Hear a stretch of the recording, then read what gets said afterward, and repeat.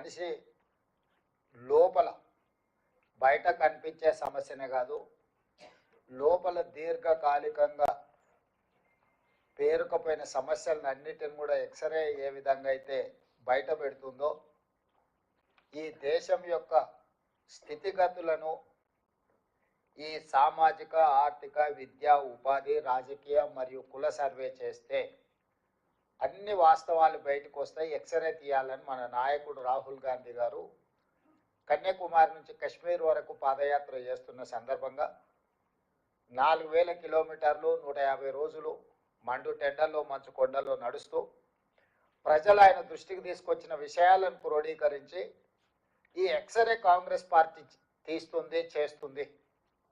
ఆనాడు SC ST రిజర్వేషన్లు ఇచ్చిన, ఆ తర్వాత మహిళలకు రిజర్వేషన్లు ఇచ్చిన, కొద్దిమంది రాజులకు మహారాజులకు అందుబాటులో ఉన్న బ్యాంకులను జాతీయం చేసిన, ఉపాధి హామీ పథకం తీసుకొచ్చిన, ఫుడ్ సెక్యూరిటీ చట్టాన్ని తీసుకొచ్చిన, రైట్ టు ఇన్ఫర్మేషన్ యాక్ట్ తీసుకొచ్చిన, రైతులకు కనీస మద్దతు ధర మినిమం సపోర్ట్ ప్రైస్ రైతులు పండించిన పంటకు చట్టబద్ధత కల్పించిన, ఇలాంటివి ఈ దేశ ప్రజలు ఏమి కావాలని కోరుకుంటున్నారో వాటన్నిటినీ అందరికంటే ముందు కాంగ్రెస్ పార్టీ అందించింది.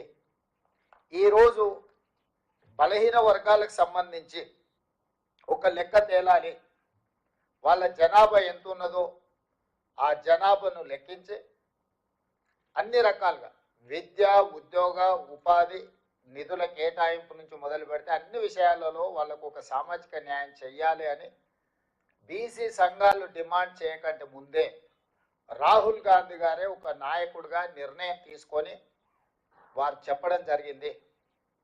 తెలంగాణ రాష్ట్రంలో మిత్రుడు శ్రీహరి గారు ఇక్కడనే ఉన్నారు. వారి నియోజకవర్గంలో కర్ణాటక రాష్ట్రం నుంచి మహబూబ్ నగర్ జిల్లా మక్తల్ కృష్ణానదిని దాటుకుంటూ మొట్టమొదట వారు అక్కడ ఉదయించే సూర్యుడిలాగా తెలంగాణ రాష్ట్రంలోకి అడుగుపెట్టిన పాదయాత్రలు దాదాపు 24-25 రోజులు ఈ తెలంగాణ రాష్ట్రంలో పాదయాత్ర చేస్తూ నిజామాబాద్ జిల్లా జుక్కల్ నుంచి మహారాష్ట్రలోకి వారు ప్రవేశించడం జరిగింది.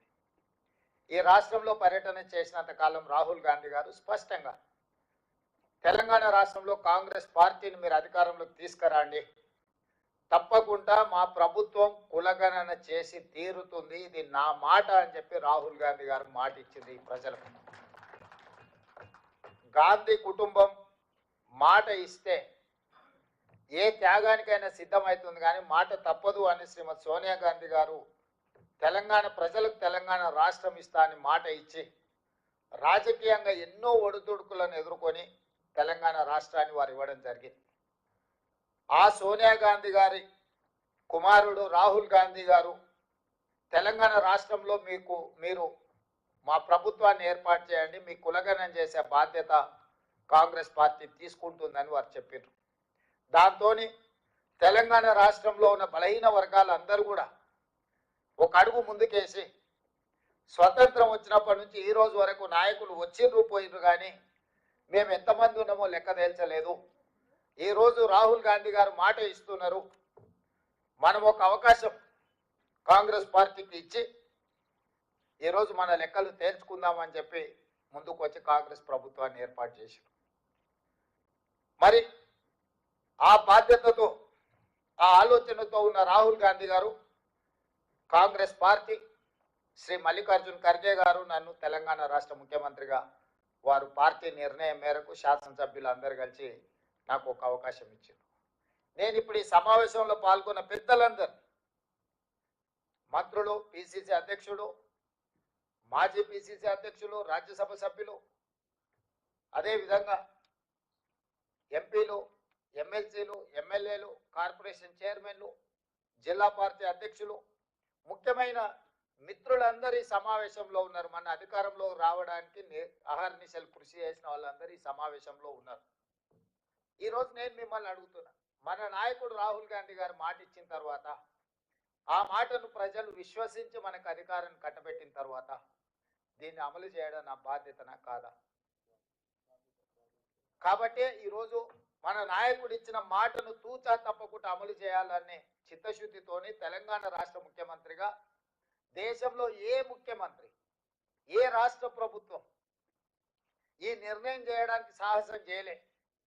దానివల్ల వచ్చే రాజకీయ పరిణామాలు కావచ్చు, లేకపోతే ఎదుర్కోవాల్సిన సమస్యల్ని చూసి భయపడి ఎవరు ముందుకు రాలే భారతదేశం మొత్తంలో.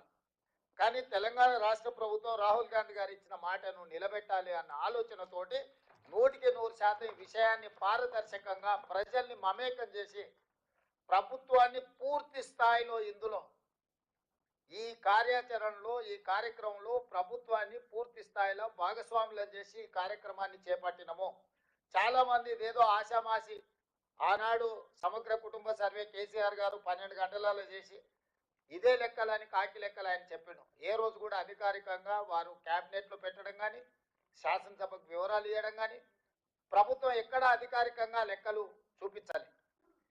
ఈ రాష్ట్రంలో ఉన్న జనాభానంతా లెక్క కట్టి ఒక కుటుంబం ఒక వ్యక్తి ఆ వివరాలను దాచిపెట్టుకొని ఎన్నికలు వచ్చినప్పుడు ఆయనకు అవసరమైన విధంగా ఆ సమాచారాన్ని వినియోగించుకొని రాజకీయ ప్రయోజనం పొందేదే తప్ప 10 సంవత్సరాలలో ఆ సమాచారాన్ని పేదల కోసం వినియోగించలేదు.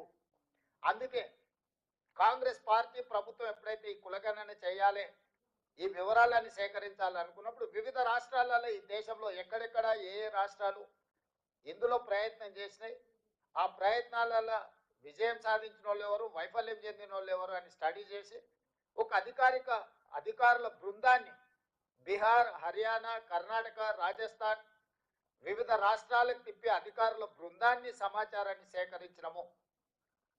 అదేవిధంగా ఒక మంత్రివర్గ ఉపసంఘాన్ని వీటన్నిటిని పర్యవేక్షించడానికి ఉత్తమ్ కుమార్ రెడ్డి గారిని, దామోదర రాజనరసింహ గారిని, శ్రీధర్ బాబు గారిని, మిత్రుడు పొన్నం ప్రభాకర్ గారిని, సీతక్కను ఒక మంత్రివర్గ ఉపసంఘాన్ని వేసి, ఎందుకంటే దీనికి అధికారిక కార్యాచరణ ఒక అధికారిక గుర్తింపు ఉండాలని మంత్రివర్గ ఉపసంఘాన్ని వేసాం.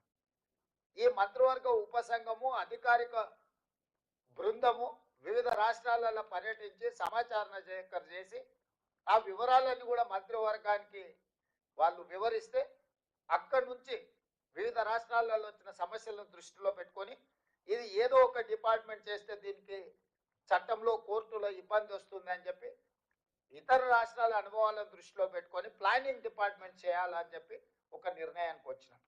ఈరోజు ప్రభుత్వం మొత్తం సేకరించిన సమాచారాన్ని మంత్రివర్గ ఉపసంఘం ఇచ్చిన సూచనకు ప్రభుత్వం నిర్ణయం తీసుకొని దీని ఒక నోడల్ ఏజెన్సీ కింద ప్లానింగ్ డిపార్ట్మెంట్ కింద అన్ని శాఖలు వస్తాయి కాబట్టి planning department as a nodal agency కింద మనము ఈరోజు నియమించుకున్నాము. ప్లానింగ్ డిపార్ట్మెంట్ ఫైనాన్స్ మినిస్టర్ కింద వస్తుంది. అందుకే ఉప ముఖ్యమంత్రి బట్టి విక్రమార్క గారు ఆర్థిక మంత్రిగా ఉన్నారు. వారి కింద ఉన్న సందీప్ సుల్తానియా ప్లానింగ్ డిపార్ట్మెంట్ హెడ్గా అధికారిగా సీనియర్ ఐఏఎస్ ఆఫీసర్గా ఉన్నారు. ఈ బాధ్యతను ఉప ముఖ్యమంత్రి బట్టి విక్రమార్క గారికి ప్లానింగ్ డిపార్ట్మెంట్ సందీప్ సుల్తానియా గారికి అప్పగించడం జరిగింది. ఆ తర్వాత మనము ఈ రాష్ట్రాన్ని మొత్తం 94,863 విభాగాలుగా ఒక్కొక్క క్లస్టర్ 150 ఇండ్లు మొదటి 3 రోజులు ఇండ్ల వివరాలు సేకరించినాం. ఇట్లా ప్రతి ఇంటికి వెళ్ళి ఒక స్టిక్కర్, ప్రతి ఇంటికి వెళ్ళి ఆ ఇంటికి ఒక నెంబర్ వేసి ఫస్ట్ ఇండ్ల సమాచారాన్ని సేకరించినాం. 3 రోజులు ఇదే ప్రక్రియ మీద 94,863 మంది ఎన్రోలర్స్ ఇల్లు తిరిగి ఇంటికి స్టిక్కర్లు అంటించి ఫస్ట్ ఇండ్ల లెక్క రాసుకొచ్చారు. వీళ్ళు పనిచేస్తున్నారా లేదా అని పర్యవేక్షించడానికి 9,628 మందిని సూపర్వైజర్లు, ప్రతి 10 మంది ఎన్రోలర్స్కి ఒక సూపర్వైజర్ని పెట్టి ఈ 10 మంది ఎన్రోలర్స్ ఇల్లు తిరిగి ఇంటికి స్టిక్కర్ అంటించి ఆ ఇళ్ళ వివరాలు సేకరిస్తున్నారా లేదా అని చెప్పి సూపర్వైజర్లను నియమించినాం. వీళ్ళ మీద మండల స్థాయిలో ఒక అధికారిని వేసినాం. ఆ మండల స్థాయి అధికారుల మీద ఒక అడిషనల్ కలెక్టర్ స్థాయి, జిల్లా స్థాయి ఇంకొక అధికారిని నియమించాం. ఆ పైన కలెక్టర్ను పెట్టినాం. అంటే కలెక్టరు, అడిషనల్ కలెక్టరు, మండల స్థాయి అధికారి, ప్రతి 10 మంది ఎన్రోలర్స్కి ఒక సూపర్వైజరు, ఆ కింద ప్రతి 150 ఇళ్లకు ఒక ఎన్రోలర్. ఇంత వ్యవస్థను పక్కడబందిగా 1,03,889 మందిని ఈ ప్రక్రియలో భాగస్వాములను చేసినాము.